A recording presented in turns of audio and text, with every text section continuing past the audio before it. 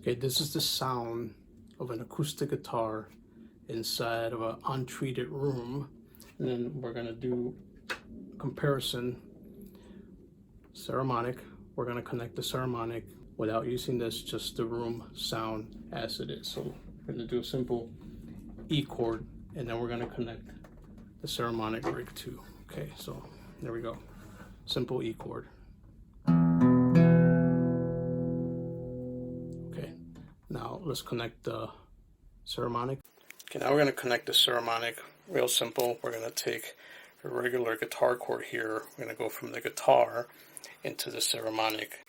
Okay, to connect the Saramonic Rig to the phone, I'm using a free app called Dolby On, and here it is. It's connected to the Android phone, okay, via the Saramonic.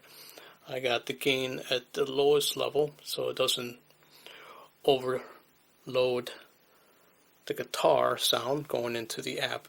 So I'm going to hit record, and let's hear what that sounds like.